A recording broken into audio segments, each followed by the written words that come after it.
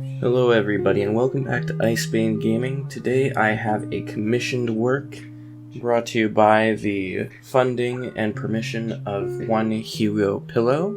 And yeah, without further ado, let's get started.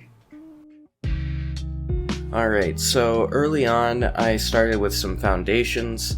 Unlike usual with me, I always forget to do foundations in the video, but since this was a commissioned piece, I remembered right off the bat. And I wanted to block out the position and get it ready for Hugo to see and tell me whether it is up to snuff or not, if it is to his liking.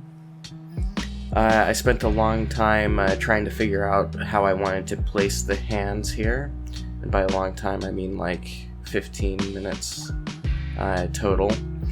This entire commission piece, probably altogether, while it was spread out over the course of a couple weeks, it took me about, I want to say 5 hours. You'll be able to fact check me on the end there. But yeah, I wrote down something as a blob because I didn't know what to do yet. The commission itself was for Hugo's OC, but he wanted it to be doing some welding, some tinkering, in a workshop with a blacksmith's furnace and all that in the background, and a lot of the details as to what he was tinkering were left up to me. As you can see here, I had gotten permission from Hugo to start the roughs, and I really just blocked in everything about the character design, and ended up sending it to him afterwards to make sure that I got all the details right and I wasn't missing anything. It's a rather complex character design, but that's not an issue. One of the things he asked for was, while Hugo's character is tinkering, he wanted it to be holding different tools and objects with his tails. And one thing that I know about Hugo from seeing him on Discord and stuff like that is that he likes cookies, so I decided to try making a plate full of cookies and placing that on the pillow, and I got approval from him to continue from there, but he asked me to do one of the ears folding because that's symbolic for him. I didn't question what it's symbolic for, but it's up to the commissioner. No problems there. He liked the thought of the cookies on the plate, and after I had gotten permission to continue with this pose and all these details, I started up the line art. I know I'm a little bit behind on my commentary, but that's fine. For the goggles, I used an actual circle tool so that it would be more accurate to shape. And really just a lot of vector line stuff. As you may have noticed with my last couple of art time lapses, I've taken to using vector lines for my line art. Unlike back in the day where I would tediously erase and try to get lines to match up perfectly. With my vector lines, I could just draw over the lines and erase the overlap. And I could also adjust the lines afterwards if they aren't quite what I want. I use circle tools as well, ellipses tools here, so that I could make the tool have a more consistent feel, because it's got that, it's got circles at an angle.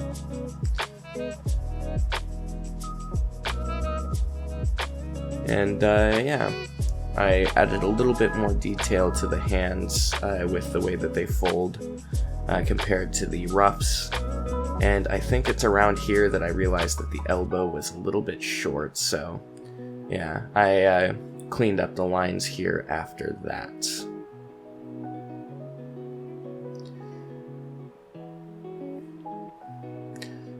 remembered to do his ears behind the head, and at this point I realized I hadn't drawn any wings yet.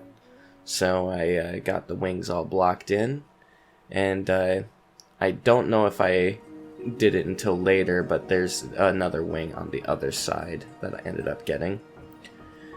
Here I was trying to figure out how a wrench works. Got it nice and pretty there, using circle tools again.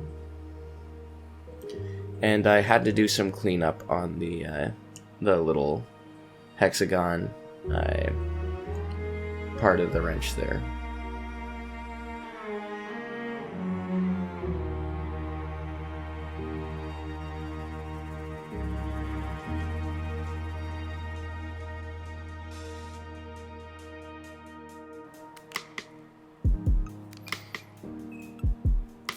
Got the line art all nice and pretty. I ended up doing the chocolate chips on a different layer because it was just easier to color them separately. Because I know that with my line art, I end up running into the issue of trying to draw on them to make them different colors when they're on the same layer. It's just easier when it's on separate layers. But yeah, I decided for the thing I would just draw a little machine box trying to make it look like he's tinkering on something that has some substance. And after I ended up sending him this for approval, he said that that must be a cookie machine. So that's where he's getting the cookies. Here I'm drawing a little circuit board. Just going mostly off of memory, some little RAM slots and the CPU, and then I did a little grid for electricians. I don't know what it's actually called. And I remembered to do UBC. As I think I've mentioned in a previous video, usually I draw UBC as my second signature, usually in commissions, and I add it to his canon. Here I'm writing progress sample so that I could send it to the client because it's getting to the point of which it looks like a coloring page. So I do that so that I could still get paid in the end. I trust that Hugo would pay me, but I've been burned in the past by people that I trusted. But Hugo, to my knowledge, is a pretty good commissioner. Here I'm drawing the background. I did a lot of copy-paste work with this because I figured that it would be easier and I could just clean it up later.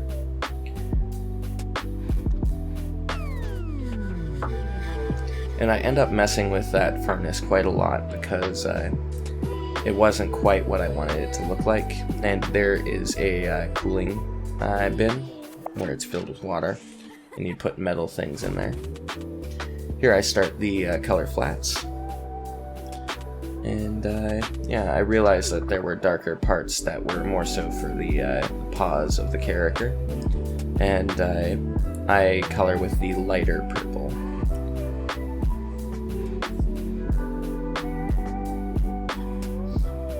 I do a lot of little cleanup here and there as I'm drawing. And I realized that the ear wasn't quite connected properly, so I did a quick little line up there.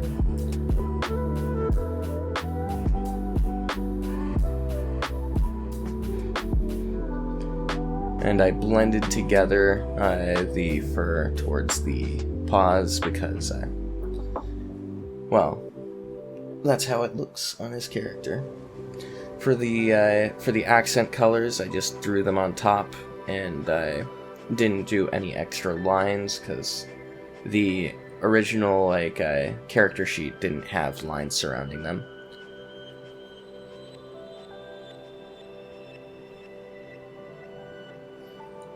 Part of me is thankful that it was a torso up commission because there's a lot of complexity for the character design lower than the waist. And also the tail gets covered up. Well, the tails get covered up around the areas where there would be stripes.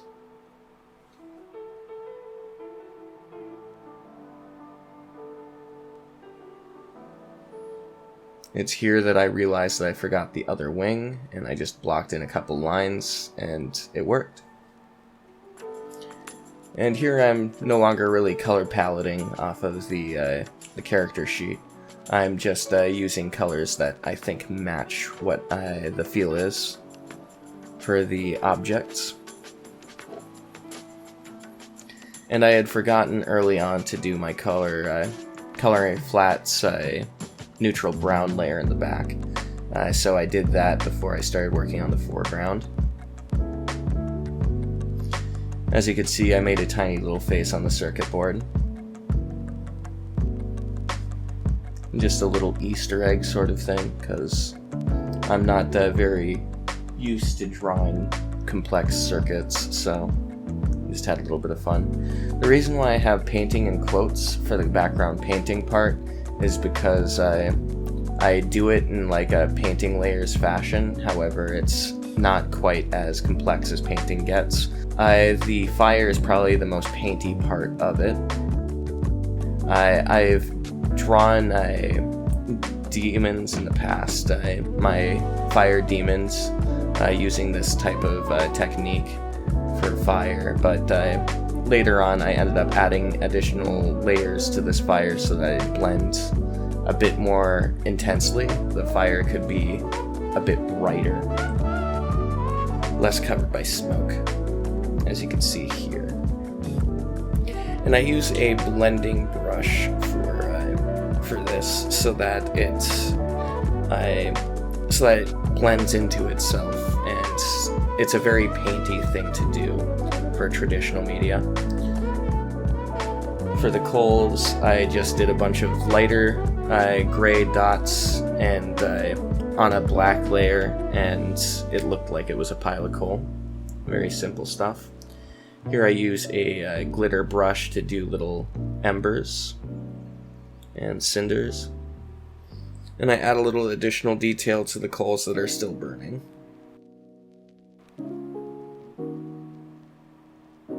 I tried to remember.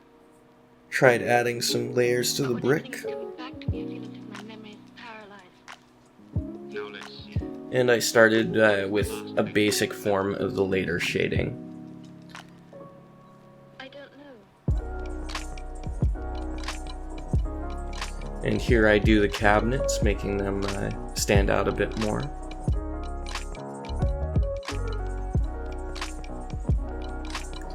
And that table in the background. And there's the basin. Here I start trying to figure out how I want to do shading. I started with a soft brush, but then I realized that it would be more of a hard brush since this is a flat surface. Plain and simple. And then there was a pause between me getting permission from the commissioner to continue, seeing if they like the background. And when I came back to it, I realized the flame was a bit small, and I wanted to do some touch-ups on the furnace because I didn't like how it looked. And after I was done with that, I started the line colors. I decided to go for colors that were very close to the original colors because I felt like it looked a lot softer and more aesthetically pleasing that way.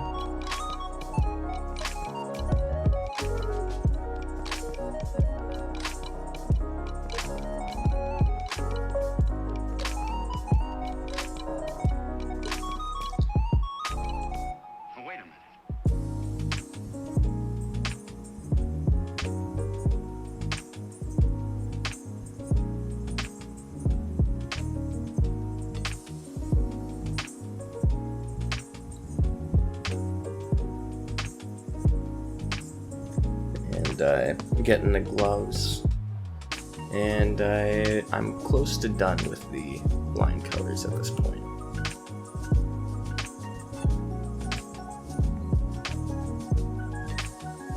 I say that, but we have plenty of time left because I have to do the foreground line colors as well.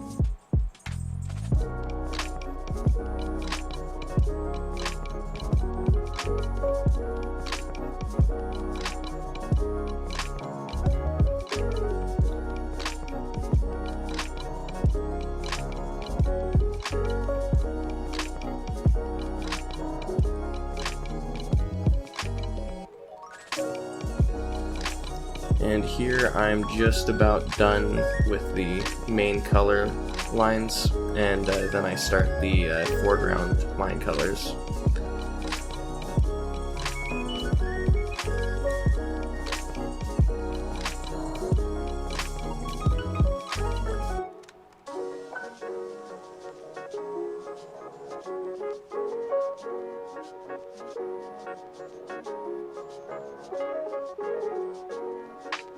Here I was trying to get layers nice and simple so that I could start doing the welding.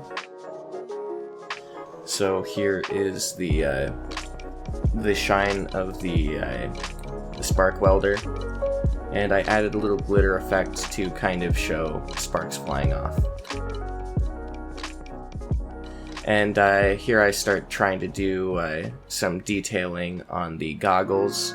With two major light sources, I had to keep in mind that there would be the less intense fire in the background and the more intense welding in the foreground.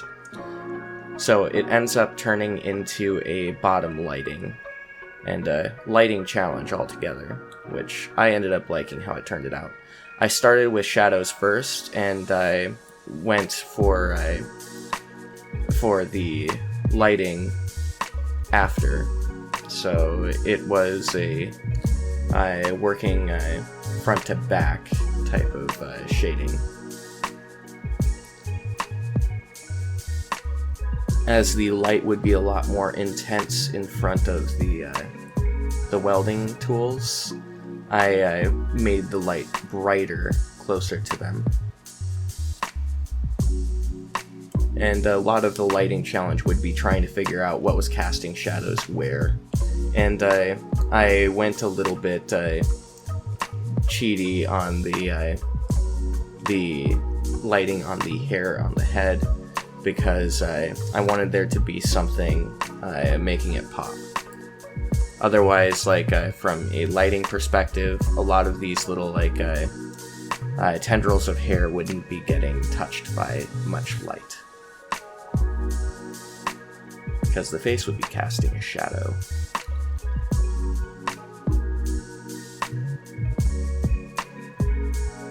And I did a lot of softening on the light here and blending it into the background, because it would be softer around the areas where the character is rounder. And because it's fur, it would also have soft lighting because the light would be coming through the fur. Then I started doing lighting on the foreground objects, realized that the green light wasn't supposed to glow red, and I decided to do yellow shading accents on the areas affected by the fire.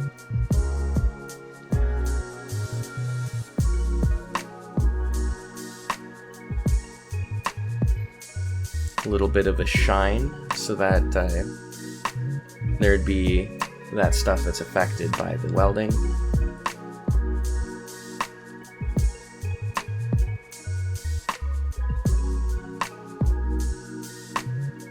And then I started doing some cleanup in the background. I decided to go for more intense shading because that makes it pop a little bit more. And I decided to touch up on the shading on the furnace because just a circular shadow doesn't really work too well. And then I added a tiny little pipe because why not? A little cherry glow at the end. Something else into the in the furnace. And I realized here that the welding would also be casting some light off in that direction, so I did it. And here is the finished product. Thank you very much to Hugo Pillow for making this video possible, and for commissioning me. And yeah, if you liked this art time lapse, or if you want to see more of my content in the future, like, comment, and subscribe. Anyways, I hope you enjoyed the video, and have a good one.